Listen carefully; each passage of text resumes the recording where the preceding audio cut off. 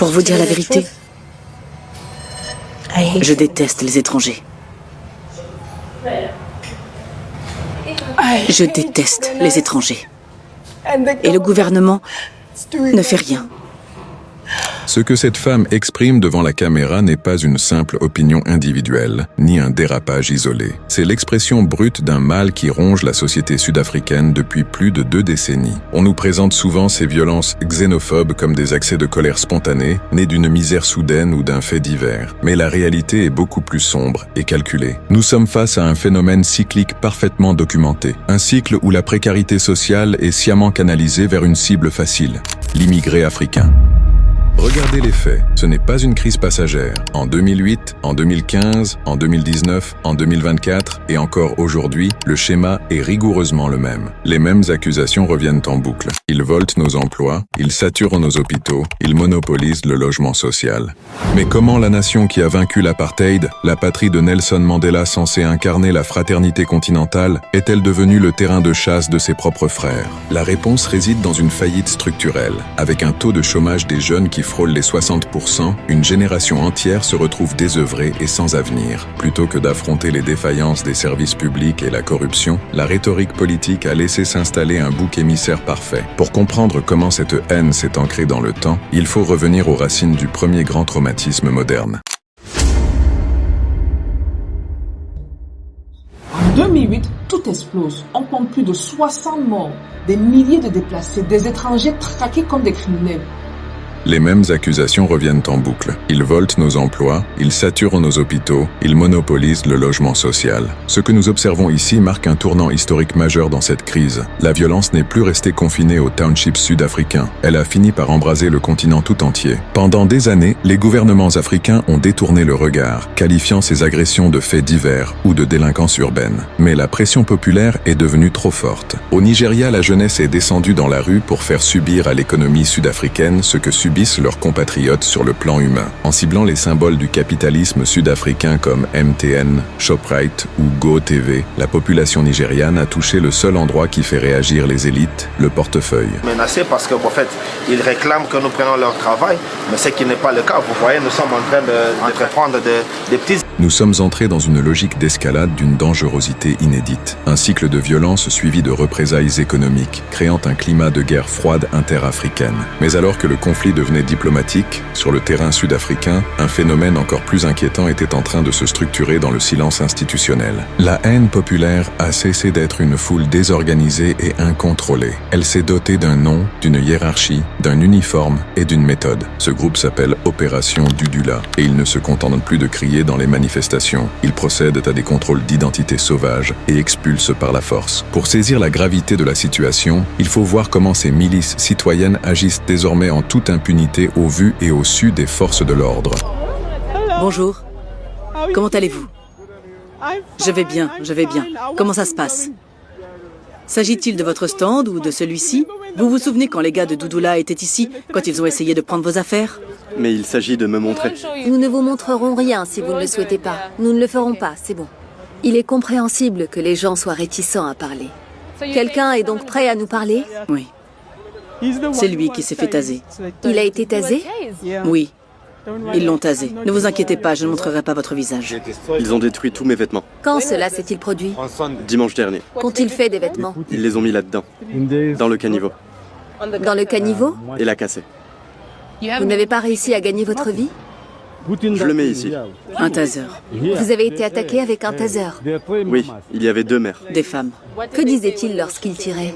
Ils ont dit déguerpissez. Vous devez aller au Nigeria. Partez. Nous sommes Dudula. Nous sommes sud-africains. Ils portaient des t-shirts. Maintenant, je dors dans la rue. Ce que ce marchand vient de raconter n'est pas une scène tirée d'un film. C'est le quotidien terrifiant des petits commerçants et travailleurs de rue en Afrique du Sud. L'opération Dudula et ses groupes d'autodéfense ne s'attaquent pas aux grands réseaux de criminalité comme ils le prétendent dans leurs discours officiels. Leur cible réelle, ce sont les plus vulnérables. Les vendeurs de vêtements de seconde main, les petits épiciers, des pères et des mères de famille qui tentent simplement de survivre. On assiste à une logique de racket et d'éviction économique. Lorsque ces milices réalisent qu'un secteur informel informel devient lucratif, elles l'envahissent sous couvert de patriotisme pour chasser les migrants. L'utilisation de tasers, la destruction de marchandises dans les caniveaux, les humiliations publiques, tout est pensé pour créer un climat de terreur psychologique et forcer le départ. Mais le plus effrayant dans cette dérive, c'est l'arbitraire le plus total. Ces miliciens ne demandent ni papier, ni preuve de statut légal. Ils jugent au faciès, à l'accent ou à la couleur de peau. Des citoyens sud-africains nés sur place se retrouvent eux-mêmes traqués et tabassés simplement parce qu'ils ont l'air étrangers. La police, dépassée ou complice par passivité, laisse faire. L'état de droit s'efface progressivement pour laisser la loi de la jungle s'imposer dans les quartiers. Écoutons le témoignage poignant de cet homme, citoyen sud-africain, dépouillé de sa dignité de père et réduit à devoir prouver son existence. Il n'y a rien que vous puissiez faire. Vous êtes censé pouvoir demander de l'aide à la police. Mais si la police a peur de ces personnes, que pouvez-vous faire? Il est citoyen sud-africain et il doit encore le prouver. Et c'est la preuve que vous êtes né ici. Oui. Et voici mon père, James, originaire de Rhodésie. Vous dites que votre mère est sud-africaine. Oui. Vous êtes né à Meadowlands. Oui.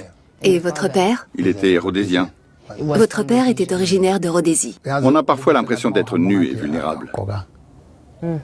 Vous pouvez voir à quel point vous êtes inférieur. Vous vous considérez comme inutile.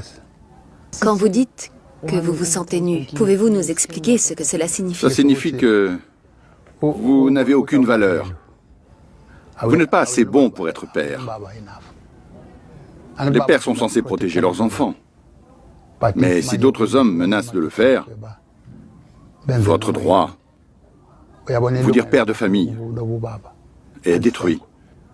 C'est ici que la rhétorique xénophobe se heurte violemment à la réalité du marché. Après avoir crié « Partez !» pendant des années, l'Afrique du Sud découvre le coût réel de l'absence des migrants. On nous a rabâché que les étrangers volaient les emplois des locaux. Mais la vérité est beaucoup plus complexe et dérangeante pour les politiciens populistes. La réalité, c'est que les migrants africains occupaient massivement des postes essentiels, mais souvent boudés ou jugés trop pénibles par une partie de la population locale. Des secteurs stratégiques entiers, comme la construction, l'agriculture informelle, la logistique du dernier kilomètre ou l'élevage, reposaient structurellement sur cette main-d'œuvre immigrée. En organisant leur expulsion ou en créant un climat de terreur qui les a poussés au départ massif, ces groupes d'autodéfense n'ont pas libéré des emplois. Ils ont paralysé la production. C'est un sabotage économique pur et simple. Les chantiers s'arrêtent, les récoltes pourrissent et les chaînes de livraison se brisent. L'illusion qu'il suffisait de chasser l'étranger pour résoudre le chômage sud-africain s'effondre. Car la création d'emplois ne dépend pas du départ des uns, mais de la compétence, de la formation et de l'investissement. Au lieu d'assumer cette faillite, les leaders d'opinion xénophobes préfèrent détourner le regard ou nier la pénurie de personnel, s'enfermant dans un déni suicidaire pour la nation.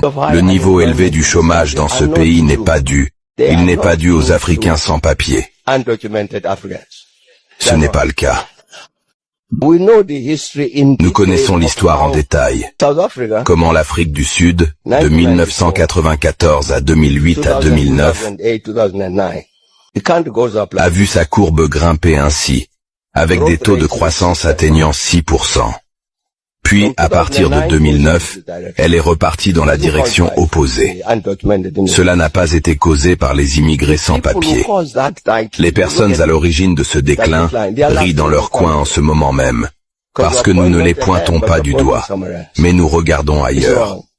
La xénophobie en Afrique du Sud n'est pas un problème ponctuel. Ce n'est pas une simple somme d'accidents ou d'émeutes spontanées. C'est un problème profondément structurel, utilisé comme un pare-feu politique d'une efficacité redoutable. Tant que l'attention publique reste focalisée sur le migrant du quartier voisin, personne ne demande de compte sur les milliards détournés, la faillite des infrastructures ou le manque d'écoles. C'est la stratégie séculaire du diviser pour mieux régner. On monte les défavorisés les uns contre les autres pour masquer l'incapacité des élites à redistribuer les richesses. En laissant s'installer des milices comme l'opération Dudula, le pouvoir crée un dérivatif à la misère, mais il joue à un jeu extrêmement dangereux, car à force de détruire le tissu économique informel et de braquer les nations voisines, l'Afrique du Sud se coupe du reste du continent et sabote son propre avenir. Tant que les véritables causes de la pauvreté ne seront pas traitées à la racine, le cycle infernal se répétera, encore et encore, année après année. La véritable question qu'il faut poser aujourd'hui est la suivante. Combien de temps encore le peuple laissera-t-il les vrais responsables disparaître derrière l'écran de fumée de la haine?